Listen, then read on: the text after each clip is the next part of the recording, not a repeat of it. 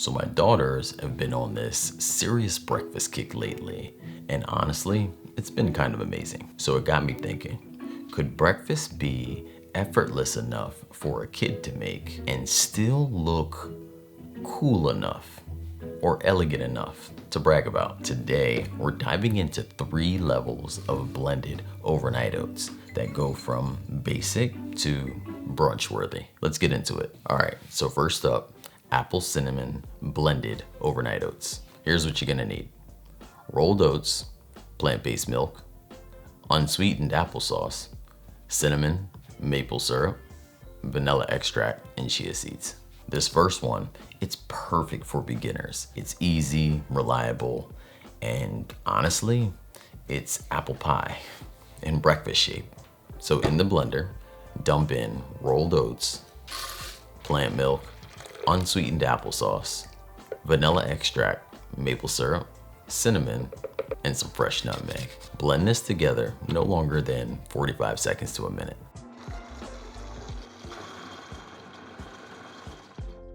Then I like to stop blending and dump in those chia seeds. You could stir them in or put the blender back on for about 5 to 10 seconds just to get them mixed in.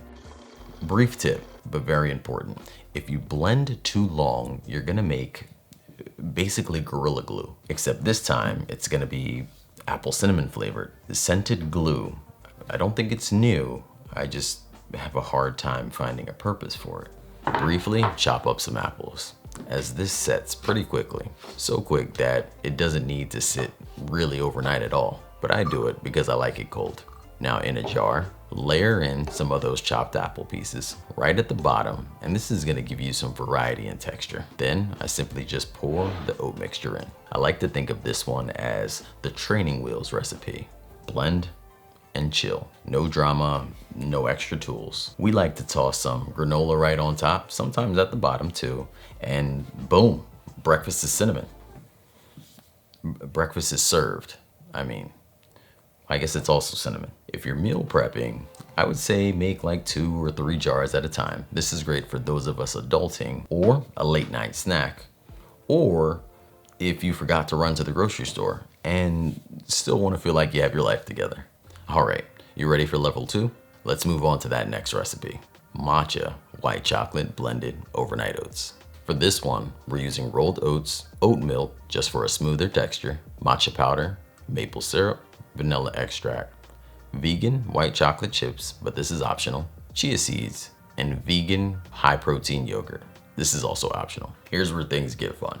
I remember the first time I tried matcha. I used a full tablespoon and it tasted like I blended up a tree. Listen, learn from my mistakes. A little goes a long way. Into your blender, in no exact order, add rolled oats, oat milk. We're doing a teaspoon of matcha powder, maple syrup, vanilla extract, and that Greek yogurt. We're gonna blend that up, and again, for the shortest time possible, just to get the right texture. This combo gives you that earthy, energizing matcha flavor with enough creaminess to feel luxurious. So now, pour your mixture into the jar, and this time I took the chia seeds and just dropped them into the top and stirred it together. If you want to have fun with the chocolate chips, you're going to put those into a bowl and simply melt it, and before refrigerating this, you're going to pour it right on top. Let me say this, matcha is an acquired taste, so don't make this your first matcha experience. I'm adding the white chocolate to help balance those like earth tones. You could also do this with like a dollop of coconut cream and it will taste great. But similar to how folks will pick light, medium, or dark roast with coffee, this matcha flavor is a roast I think most people would like. But feel free to, up any part of the recipe or pull something out in order to, make it your own. Now, let's get into that expert level recipe. Salted caramel blended overnight oats. Okay, so we have some similar ingredients we're gonna need, like rolled oats and a dairy-free milk. I'm going with cashew milk because I want this ultra smooth. We're also gonna do macadamia butter, but you could do cashew butter as an alternative. date caramel, vanilla extract, salt, and chia seeds. I added a pinch of salt to all of these recipes. I didn't mention that though. It really helps in terms of bringing up those flavors. We're gonna start this one off by making date caramel. You're gonna need roughly about 20 dates. Just make sure you pit them prior to using them. Then you're gonna add them right into the high-speed blender. Right behind that, I'm adding in some hot milk because the dates I'm using, while some of them are soft, others are a little tougher, and this is gonna help break that down. Then a pinch of salt and vanilla extract. You wanna blend this on high until the dates break down into this rich velvet paste. As I mentioned, the hot milk is gonna help soften the dates quickly and really bring this all together. I started making date caramel when I wanted to cut back on eating processed sugar. Now, not to say I don't eat it at all, but I am on the way to eating much less. When done, we're gonna dump all of this out into a jar and then simply set it aside. Try not to eat this by the spoonful. Well, unless you're checking it for poison or taking medicine. You know the song. A spoonful of dates help the medicine go down. Something like that.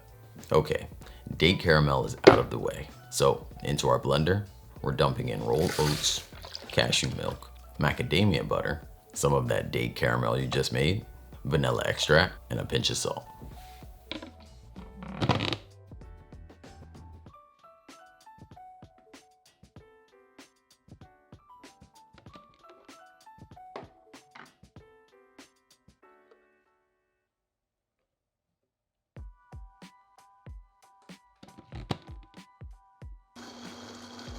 Blend that together for just a few seconds, and you could either stop and add your chia seeds in, or add this to a jar and add your chia seeds in later. I didn't want to go with the old peanut butter version of overnight oats. Nothing's wrong with that. I just wanted to give you guys something different to embrace. You know, this way you could explore a bit. We're gonna refrigerate this and fast forward to the morning and boom, you could top this with some cashews or macadamia nuts, which is what I did here. I added also a few chocolate chips and drizzled on some date caramel. The date caramel drizzle was a little hard to do. I had to mix in just a tad bit of maple syrup to kind of get that consistency I wanted. So back to the big question, can breakfast be effortless and impressive? With these three, I'm gonna go ahead and say yes. Whether you're just getting into the kitchen life, like my kiddos, or you wanna impress your partner with some oat art. I get so excited about the little things. All three recipes can be found linked in the description, or head on over to my website, makeitdairyfree.com. Thank you so much for watching. I appreciate you. How about we do this same time next week? Until then, believe in good. Peace.